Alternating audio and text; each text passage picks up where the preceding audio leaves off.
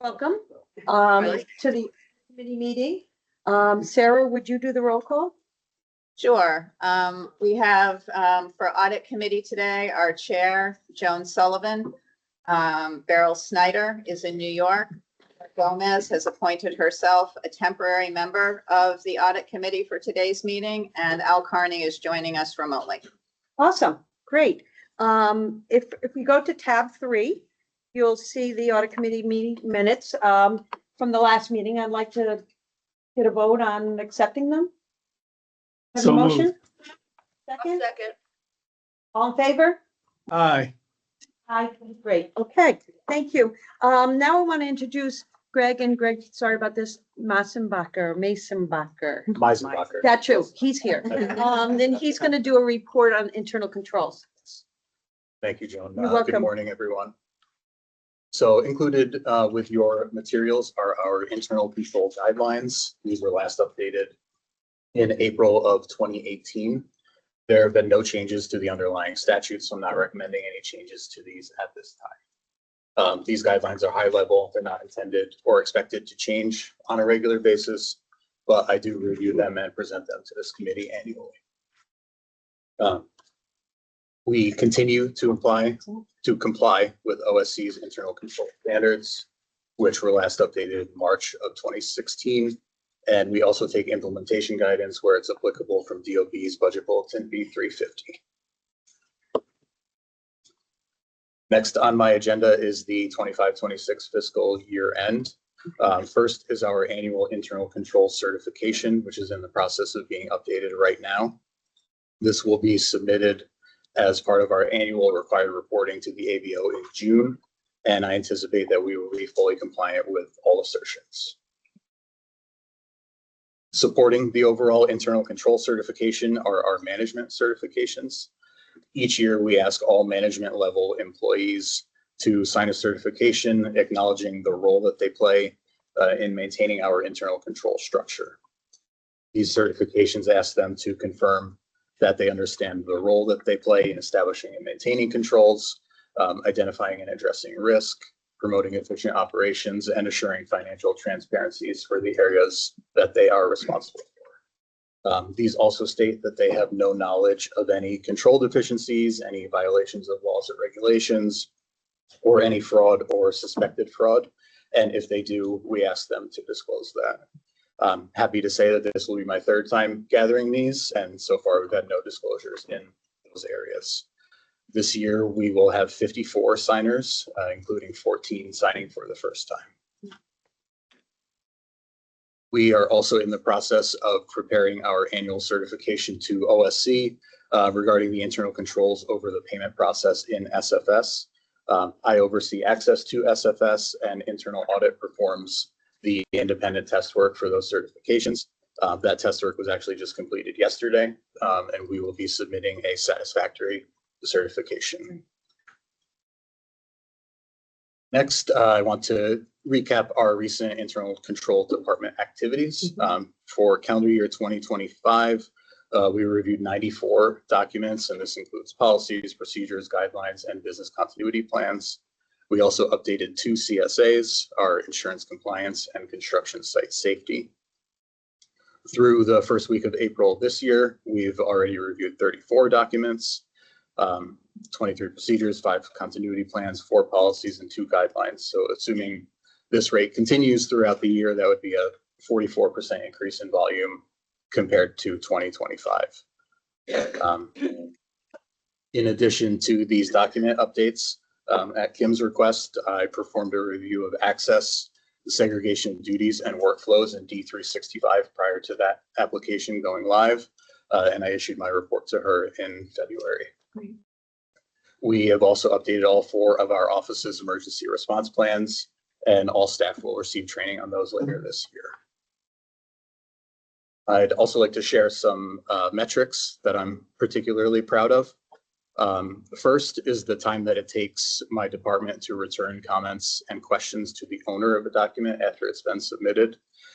This submission is what kicks off my internal control review cycle, and we then see that document through approval and posting to the DASNY intranet. So after we return comments and questions, it's in the hands of the document owner. There's typically some back and forth, and then it goes to the approver, generally the MD, for their final review and approval.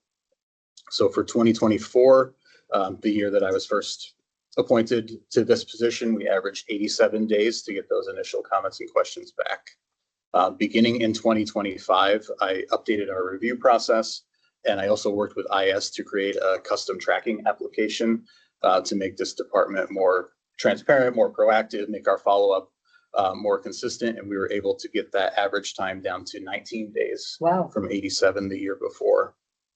And for 2026, through the first week of April, we're operating at an average 7-day turnaround time. So that's a 92% improvement from 2024. And like I mentioned, we're operating at a significantly higher volume already this year than last year. So I'm very proud that people show improvement. How big is your staff, Greg? I have one staff there. Wow, that's very impressive. And this response time has had a carry-through effect on the rest of that back and forth approver review process, which is why the second metric that I wanted to share is our full cycle time, the number of days from the time it's submitted to the time that it's posted. For 2024, this whole process took on average 243 days. For 2025, this average dropped to 71. And again, through that first week of April, this year, we're averaging 31 days, an 87% improvement in cycle times. This review and management take up the bulk of my department's time. So I continue to look for ways to make the process more efficient, more proactive, and more end user friendly. So we've made great improvements so far, but always looking for input. That being said, I do have a responsibility to make sure we've got a capable system of internal controls in place. So there is a floor on that cycle time. I expect that chart will more or less even out in the coming years, but still always looking for improvements as long as they balance with, making sure that we perform a thorough review and that we've got a good system of internal controls in place. And the last item I want to cover is our approach to internal audit issue follow-up. When internal audit identifies an issue involving a control deficiency, policy or procedure update, a new application being implemented, I work directly with management to redesign the process, establish the controls, support the implementation. Internal audit identifies and reports. Internal controls helps with the implementation. So this approach is helping to reinforce the separate responsibilities that I have as the internal control officer and that Jenna has as director of internal audit. I've included a table to show open items right now, as well as some recently closed items. And this is on the final page of your internal control presentation materials. So once I've worked with management to address the issues and after any changes have been made, internal audit will perform their independent review to confirm that the corrective actions have been implemented effectively and appropriately documented. And these issues do stay open in internal audit's tracking application until that is complete. Unless there are any questions, that concludes my presentation. Does anyone have questions for Greg? Comments? No, I thought that was very complete. Thank you. Yeah, I think for me, Greg, what's important, and I think we've discussed this, is to really show the separation, but also the connection between internal controls and internal audit. Yeah. And what I found is a lot of what Greg does works with program to implement some of the recommendations from internal audit. So there's a nice handoff there. Yes. That's Yeah. great. If there's no other questions or comments, thank you, Greg. And I'm going to turn it over to Jenna Flinton. I don't know what I'm doing. To talk about, you know what I'm doing, but I'm just, you to talk about internal audit. Thank you, Joan. You're welcome. And thank you, everybody, for joining us for the audit committee meeting today. I'm going to share with you our internal audit activities over the past year, as well as propose to you for your review and approval the proposed plan and budget for the upcoming year. I do want to start by recognizing and introducing my team, or the internal audit team, that is here with us today. Nick Pallas is the Assistant Director of Internal Audit here at DASNY, and he's going to be presenting in a bit. But we also have Mamadou Berry, Jeff Klingbeil, and Gia Wu here with us in the Albany boardroom today. Welcome.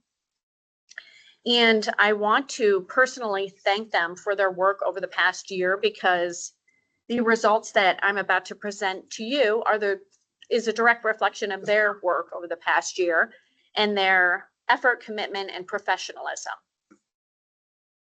I'm going to jump right into the audit committee materials, which were shared with the members last week. And I'm going to start with the mission of internal audit, because that really frames everything that we do. The mission is to help ensure compliance with applicable law and requirements while enhancing and protecting organizational value by providing risk-based, objective assurance, advice, and insight. I'm going to jump right into our materials, starting on page 4, which is the audit plan status. And I'm happy to report that we've completed a substantial amount of this plan, with over 90% of the audits completed to date. The audits performed this year covered a broad range of areas, which include construction project audits, 2 IT audits, including a pre-system implementation review, as well as annual required coverage areas and various business process audits.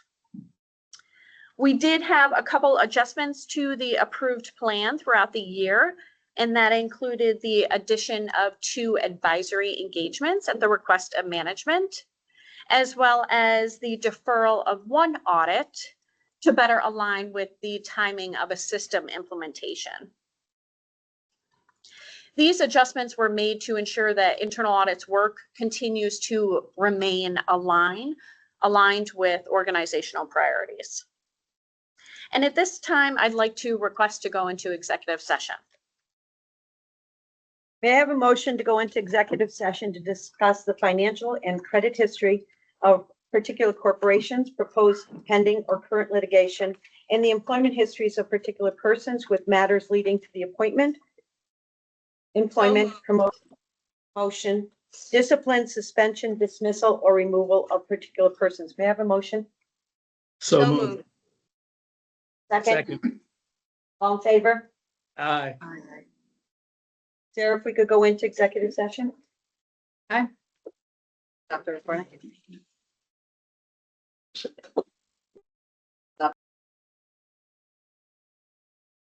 Stole the ballot. Okay, we're back in recording.